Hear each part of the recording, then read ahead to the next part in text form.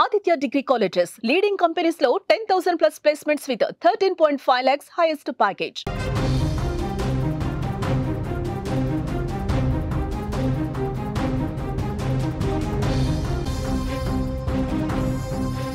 ధర్మస్థలిలో శవాలని పాతిపెట్టిన ప్రాంతాలను గుర్తించేశారు.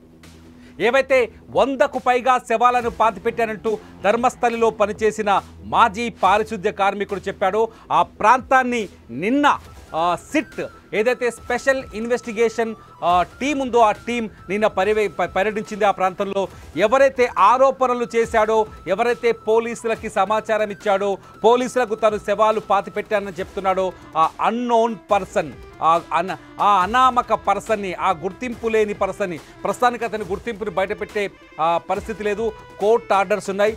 ఆ పర్సన్ని తీసుకొచ్చి ఆ ప్రాంతాలన్నింటినీ గుర్తించారు. మొత్తం ధర్మస్థలి క్షేత్రం చుట్టూ 15 ప్రాంతాల్లో తాను ఈ డెడ్ బాడీస్ని పాతిపెట్టానని చెప్తున్నాడు. 15 ప్రాంతాల్లో పాతిపెట్టినట్టుగా పోలీస్ అధికారులని, సిట్ బృందాలని తీసుకొని వెళ్ళాడు. ఆ 15 ప్రాంతాలని నిన్న పోలీసులు మార్క్ చేశారు. ఏ క్షణమైనా ఈరోజు ఆ 15 ప్రాంతాల్లో తవ్వకాలు జరిపే అవకాశం స్పష్టంగా ఉందని ఆ పోలీస్ సిట్ బృందంలోని పోలీసు అధికారులు అధికారికంగానే ప్రకటిస్తున్నారు. సో ధర్మస్థలలో 100 శవాలు ఇప్పటికీ అందుతున్న సమాచారం ప్రకారం, ఇప్పటికి మనకున్న అప్డేట్ ప్రకారం అతను ఏదైతే ఆరోపణలు చేశాడో ఆ ఆరోపణల ప్రకారం అతను 100 శవాల్ని పాతిపెట్టింది నిజమే అని తెలుస్తోంది. అతను ఎక్కడెక్కడ 15 ప్రాంతాలు ఎక్కడెక్కడ గుర్తించాడు అంటే ధర్మస్థలిలో నేత్రావతి నదీ సమీపంలో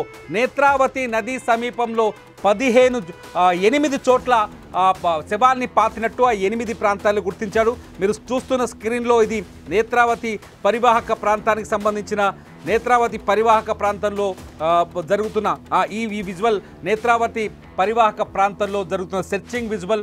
ఇక్కడ 8 ప్రాంతాలు, ఈ ప్లేస్లో 8 చోట్ల ఈ 100 శవాల్లోని కొన్ని శవాల్ని పాతిపెట్టారని చెప్పాడు. ఈ ప్లేస్లోనే దాదాపు 8 ప్రాంతాలు గుర్తించాడు. ఇకపోతే హైవేని ఆనుకుని ఉన్న ప్రాంతాల్లో, ధర్మస్థలి హైవేను ఆనుకున్న చోట మరో 4 శవాల్ని పాతినట్టుగా చెప్పారు.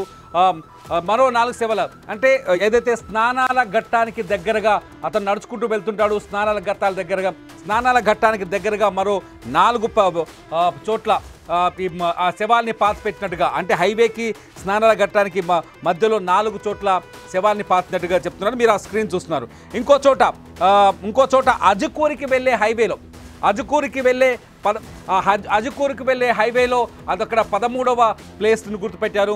అజుకూరికి వెళ్ళే హైవేలో అక్కడ ఒక చోట కొన్ని శవాల్ని పాతిపెట్టానని చెప్పాడు. ఇక్కడ కొన్ని శవాల్ని క్రిమేషన్ కూడా, అంటే కాల్చి బూడిద చేశానని కూడా చెప్పాడు.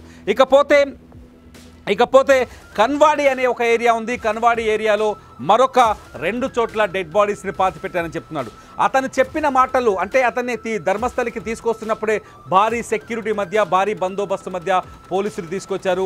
అతన్ని తీసుకొచ్చేటప్పుడు అతని మొహం కనిపించకుండా మాస్క్ వేశారు. ఆ మాస్క్ను కూడా ప్రత్యేకంగా రూపొందించారు. ఆ మాస్క్ పైన రెడ్ అండ్ వైట్ లైన్స్ కొన్ని ఉన్నాయి. ఆ రెడ్ అండ్ వైట్ లైన్స్తో అతని మాస్క్ని గ్రాఫిక్స్లో తీయటం కానీ, ఏఐలో తీయటం కానీ సాధ్యం కాకుండా ఉండేందుకు కొంత టెక్నాలజీని వాడినట్టుగా అక్కడి సిట్ పోలీసులు చెప్తున్నారు. ఇవన్నీ చూస్తుంటే ధర్మస్థలిలో శవాలు బయటకు రాబోతున్నాయా? ధర్మస్థలిలో నిగూఢంగా ఉన్న శవాలు, దాదాపు 3 దశాబ్దాలుగా నేలలో మట్టిలో కూరుకుపోయిన శవాలు, నేత్రావతి నదీ తీరంలో బరియలు చేసిన శవాలు, అనధికారికంగా బరియలు చేసిన, పూడ్చివేసిన శవాలు వెలుగులోకి వస్తాయనే చర్చ ఇప్పుడు దేశవ్యాప్తంగా మొదలైంది. నిన్న నేషనల్ మీడియాతో పాటు లోకల్ మీడియా కూడా ఇష్యూస్ని కవర్ చేసింది. అయితే కొన్ని విషయాల్లో, ఈ కేసులో కొన్ని విషయాల్లో ప్రసారం చేయకూడదంటూ కోర్టు ఆదేశాలు ఉన్నందున ఆ విషయాలు మేము కూడా బయటకు వెల్లడించట్లేదు. కాకపోతే అక్కడ జరుగుతున్న విచారణకు సంబంధించిన అప్డేట్స్ మీ ముందుకు తీసుకొచ్చే ప్రయత్నం చేస్తున్నాం.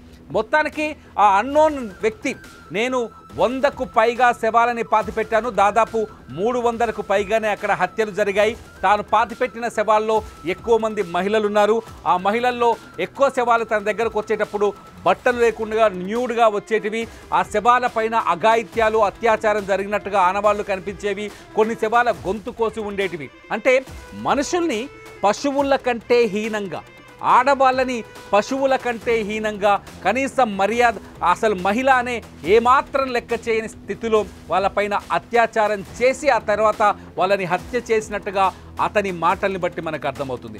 అతను చెప్పే స్పెసిఫిక్స్, ఎందుకంటే ధర్మస్థలికి సుమన్ టీవీ వెళ్ళినప్పుడు అక్కడున్న జనంతో మాట్లాడినప్పుడు కొన్ని విషయాలు చెప్పారు. ఇక్కడ చాలామంది అనాథలుగానో లేకపోతే ఇక్కడ ఆ అంతిమ జీవితాన్ని పూర్తి చేసుకోవాలనో చాలామంది వస్తుంటారు. అటువంటి వారి మృతదేహాల్ని అధికారికంగానే ఇక్కడ మేము పూడ్చిపెడతాం. అది ధర్మస్థలి సర్పంచ్ ఒక ప్రెస్ మీట్ పెట్టి చాలా స్పష్టంగా చెప్పారు. అయితే ఇదో కథ ఇలా ఉంటే ఇతను చెప్పిన కథలో చాలా హైలైటెడ్ పాయింట్స్, ఈ విషయాన్ని గమనించాలి. వాళ్ళు చెప్తున్నారు ఏంటంటే ధర్మస్థలిలో దేవాలయ పరిధిలో కొన్ని జరుగుతాయి. అవి కొంతకాలంగా అనాది కాలంగా ఆచారంగా వస్తున్న అంశం. కొందరు ఇక్కడికి వచ్చి చనిపోతారు. ఇక్కడ చనిపోతే కైలాసంలో విలీనమైనట్టుగా వాళ్ళు ఫీల్ అవుతారు. కాబట్టి వాళ్ళ శవాలని అధికారికంగానే మేము పూడ్చిపెడతామని అక్కడున్న అధికారులు కావచ్చు, లేకపోతే ధర్మస్థలి గ్రామ పంచాయతీ సర్పంచ్ కావచ్చు వాళ్ళు చెప్తున్నారు. కానీ ఇతను చెప్తున్న మాటలో హైలైటెడ్ పాయింట్స్ ఏంటంటే తాను పూడ్చిపెట్టిన ప్రతి మహిళ పైన అత్యాచారం జరిగింది అని చెప్తున్నాడు. తాను పూడ్చిపెట్టిన ప్రతి మహిళ దారుణ హత్యకు గురైంది అని చెప్తున్నాడు. తాను పూడ్చిపెట్టిన శవాలలో మహిళలతో పాటు యువతులతో పాటు మైనర్ బాలికలు ఉన్నారని చెప్తారు. మైనర్ బాలికల పైన కూడా అఘాయిత్యం జరిగింది, అత్యాచారం జరిగింది, ఆ తర్వాత హత్య చేశారని చెప్తున్నారు. అంతెందుకు 2010లో ఒక పెట్రోల్ బంక్ పక్కన ఒక స్కూల్ 15 ఏళ్ళ వయసున్న స్కూల్ విద్యార్థినిని ఆమె డెడ్ బాడీని నేను పూడ్చిపెట్టానని చెప్పడంతో ఒక్కసారిగా ఇది కథ మరో మలుపు తిరిగినట్టుగా మారింది. నిన్న విచారణకు వచ్చిన సిట్ అధికారులు కూడా ఈ అంశం పైన, అంటే అతను చెప్పే ప్రతి మాటకి ఇక్కడ ఆధారం ఉందా, అతను చెప్పినట్టుగా అతను పూడ్చిపెట్టిన ప్లేసులో నిజంగా డెడ్ బాడీలు దొరుకుతాయా అనే టెన్షన్లో ఉన్నారు. ఊహించని విధంగా ఈ ఇన్వెస్టిగేషన్ కొత్త మలుపు తిరిగే అవకాశం కనిపిస్తుంది. ఒకవేళ ఇతను గుర్తించిన ఈ 15 ప్రాంతాల్లో మృతదేహాలు కానీ, మృతదేహాలకు సంబంధించిన అస్థిపంజరాలు కానీ, కళేబరాలు కానీ, ఎముకలు కానీ దొరికితే ఖచ్చితంగా ఈ కేసు దేశంలోనే కాదు ప్రపంచంలోనే ఎవరు ఊహించని సంఘటనగా మారిపోయే, అంచనా వేయలేని సంఘటనగా మారిపోయే అవకాశం స్పష్టంగా కనిపిస్తుంది. ఇవాళకున్న అప్డేట్, ఈ పూటకున్న అప్డేట్ ప్రకారం ధర్మస్థలిలో ఈ 15 ప్రాంతాల్లో ఇప్పుడు ఇద్దరిద్దరు ఒక్కొక్క ప్లేస్లో ఇద్దరిద్దరు పోలీసుల్ని నియమించారు. వాళ్ళు ఆ ప్రాంతానికి సెక్యూరిటీ గార్డులుగా పనిచేస్తున్నారు. ఆ ఇద్దరు పోలీసులు, ఎందుకంటే అతను చూపించిన ప్రాంతాల్లో ఎవరైనా నిజంగానే హత్యలకు పాల్పడి ఉంటే, అక్కడ డెడ్ బాడీలు ఉంటే సాక్ష్యాలను మాయం చేయకుండా ఉండేందుకు పోలీస్ బందోబస్తుని ఏర్పాటు చేస్తున్నట్టుగా తెలుస్తుంది. ఈ పోలీస్ బందోబస్తు మధ్యలో ఈ 1-2 రోజులు ఆ ఏరియాలో తవ్వకాలు జరిగి ఈ రోజు కూడా తవ్వకాలు మొదలయ్యే అవకాశం ఉన్నట్టుగా మనకు అక్కడి నుంచి సమాచారం అందుతుంది. ఏ క్షణమైనా ధర్మస్థలిలో ఆ 15 ప్రాంతాలు, ఎక్కడెక్కడ నేత్రావతి నది ఒడ్డున 8 ప్రాంతాలు, హైవే పక్కన 4 ప్రాంతాలు, నేత్రావతి నుంచి అజికూరికి వెళ్ళే దారిలో ఒక చోట, అట్లాగే కన్వాడి ప్రాంతంలో కన్వాడి ఏరియాలో 2 ప్రాంతాలు గుర్తించారు. ఈ ప్రస్తుతం ఈ జోన్లన్నీ, ఈ ప్రాంతాలన్నీ పూర్తి స్థాయి సెక్యూరిటీ పోలీసు బందోబస్తు మధ్య ఉన్నాయి. చుట్టూ ది క్రైమ్ జోన్ అని చెప్పేసి పోలీసులు ఆ టేప్ను కూడా కట్టిపెట్టారు. సో ఈ ప్రాంతాల్లో కొద్ది ఈరోజు తవ్వకాలు జరిగే అవకాశం ఉన్నట్టుగా తెలుస్తుంది. తవ్వకాలు మొదలైతే ఎవరైతే మాజీ పారిశుద్ధ కార్మికుడు కావచ్చు, మాజీ ఉద్యోగి కావచ్చు, విజిల్ బ్లేయర్ ఎవరైతే ఉన్నారో ఆయన చెప్పినట్టుగా ఇక్కడ డెడ్ బాడీస్ దొరికితే ఖచ్చితంగా ఇదొక సెన్సేషనల్ కేసుగా మారే అవకాశం కనిపిస్తుంది. ఈ డెడ్ బాడీస్ దొరికితే మొట్టమొదటిగా వాటిని DNA టెస్టులకు పంపిస్తారు. ఆ తర్వాత లోకల్ పోలీస్ స్టేషన్లో ఇప్పటికే మొత్తం అంటే 1995 నుంచి 2014 వరకు దక్షిణ కర్ణాటకలో ఉంటుంది ఈ ప్రాంతం.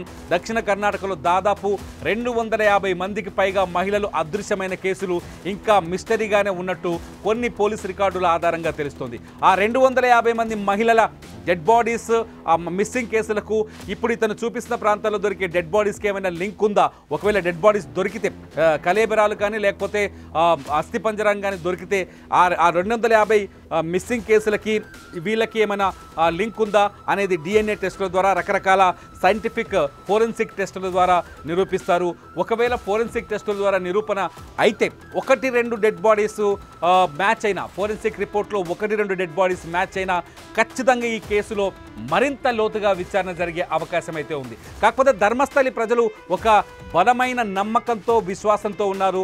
అతను చెప్పే మాటల్లో వాస్తవం లేదని చెప్తున్నారు. అతను ఈ ప్రాంత ప్రాశస్త్యాన్ని తగ్గించే ఉద్దేశంతో కావాలని అతను అబద్ధాలు చెప్తున్నారు. అయితే ధర్మస్థలిలో ఇటువంటి సంఘటనలు జరగవు, పూర్తి సురక్షితమైన ప్రాంతం అని చెప్తున్నారు. ధర్మస్థలి ప్రజలు మాత్రం ఒక్కరిని కోరుకుంటున్నారు. నిన్న కర్ణాటక హోమ్ మినిస్టర్ కూడా ఇదే విషయాన్ని చెప్పారు. సిట్ని వేయటం, ఏదైతే స్పెషల్ ఇన్వెస్టిగేషన్ టీంకి ఈ విచారణని అప్పగించడం ఒక శుభ పరిణామం అని చెప్తున్నారు. ఎందుకంటే ఈ టీంకి అప్పగించడం ద్వారా ఆ ప్రాంత ప్రజలు ఖచ్చితంగా వాస్తవాలు తెలుసుకుంటారు, అందులో జరిగిన నిజాలేంటని తెలుసుకుంటారు అని ఆయన చెప్తున్నారు. ఒకసారి నిన్న హోంమంత్రి మాట్లాడిన వ్యాఖ్యల్ని ఒకసారి విందాం. ఒకసారి ఆయన ఏం మాట్లాడినా మీకు తెలుగు ట్రాన్స్లేషన్ కూడా ఉంది, ఒకసారి చూడండి. ಬಹಳ ಜನ ಆ ಭಾಗದಲ್ಲಿ ಇರ್ತಕ್ಕಂಥವರು ಪ್ರಗತಿಪರ ಚಿಂತಕರು, ಆ ಭಾಗದಲ್ಲಿ ಜನ ಸಮುದಾಯ ಮತ್ತು ಅವರೆಲ್ಲ ಸೇರಿ ಒತ್ತಾಯ ಮಾಡಿದ್ದಾರೆ, ಕಂಪ್ಲೇಂಟ್ ಕೊಟ್ಟಿದ್ದಾರೆ. ಕಂಪ್ಲೇಂಟ್ ಕೊಟ್ಟವರು ಕೂಡ ಹೇಳಿದ್ದಾರೆ ಇಲ್ಲೆಲ್ಲ ಈ ರೀತಿ ಆಗಿದೆ ಅಂತ. ಅದನ್ನ ತನಿಖೆ ಮಾಡಿ ಆಗಿದೆ ಆಗಿಲ್ಲ ಅನ್ನೋದು ಗೊತ್ತಾಗ್ಬೇಕಲ್ಲ. ಸುಮ್ಮನೆ ಹೀಗೆ ಹೇಳ್ಕೊಂಡು ಹೋಗ್ತಾ ಇದ್ರೆ ಕಾನೂನು ದೃಷ್ಟಿಯಲ್ಲೂ ಕೂಡ ಸರಿ ಕಾಣಿಸೋದಿಲ್ಲ. ಹಾಗಾಗಿ ಅದರ ತನಿಖೆ ಆದೇಶ ಮಾಡಿದ್ದೇವೆ. ತನಿಖೆಯಲ್ಲಿ ಏನ್ ಬರುತ್ತೆ ಗೊತ್ತಿಲ್ಲ ನಮಗೆ. ఇది మొత్తానికి ముఖ్యమంత్రి సిద్ధరామయ్య కూడా ధర్మస్థలిలో జరుగుతున్న ఇన్వెస్టిగేషన్ పైన దృష్టి సారించారని, ముఖ్యమంత్రితో తాను మాట్లాడారని చెప్పి హోమ్ మినిస్టర్ చెప్తున్నారు. ఇదంతా చూస్తుంటే ధర్మస్థలిలో ఏదో మిస్టరీ అయితే బయటపడే అవకాశం కనిపిస్తోంది. మీరేమనుకుంటున్నారు? ధర్మస్థలిలో నిజంగా ఇప్పుడు మట్టి కింద అతను చూపించిన 15 ప్రాంతాల్లో శవాలు ఉన్నాయని మీరు భావిస్తున్నారా, లేదంటే ఇదంతా ఒక అభూత కల్పనగా తేలిపోయే అవకాశం ఉందా? మీరేమనుకుంటున్నారో మీ అభిప్రాయాన్ని వీడియో కింద కామెంట్ చేయండి.